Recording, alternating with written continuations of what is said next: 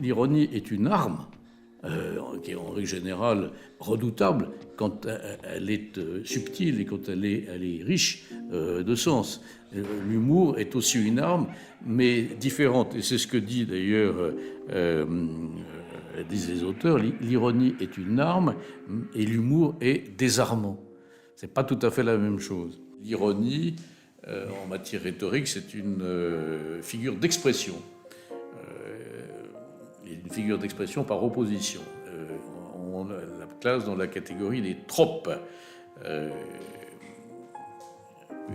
L'ironie doit déclencher la moquerie, doit déclencher le rejet de la thèse adverse. L'humour, la plaisanterie, c'est une façon de ramener l'auditeur dans l'écoute.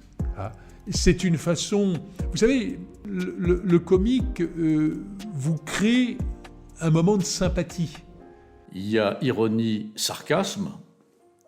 C'est une ironie qui est un peu agressive, qui s'attache généralement à la personnalité de son interlocuteur. Et puis il y a l'ironie persiflage, qui est plus badine, il peut dire, et qui est moins efficace. Quel est le but de l'ironie ? C'est bien sûr d'affaiblir la position de l'adversaire. L'ironiste est quelqu'un qui garde la maîtrise de la situation. Il se place au-dessus de la situation, ce qui n'est pas le cas de l'humoriste. On parlait de la notion d'humour. L'humoriste, lui, abandonne son sérieux dans sa narration ou dans son propos. Le juge que vous faites sourire, pas plus, que vous faites sourire après 3 heures de plaidoirie de partie civile, 2 heures de réquisitoire et 4 heures de défense, il vous en est reconnaissant. Et à partir de là, non seulement il vous en est reconnaissant, dans l'inconscient bien sûr, mais il revient à vous.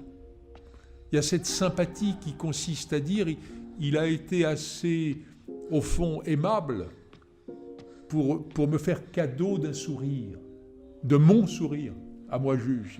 Bon, je pense que l'abandon très momentané, il ne s'agit pas de se transformer en comique troupier ou en one-man show de comique, hein, mais le petit détour, si vous voulez, le claquement de doigts à peine perceptible qui va entraîner un sourire, ramène l'auditoire à l'écoute. Fait que votre discours n'est plus ce machin technique indigeste et pénible, mais devient au fond un discours agréable.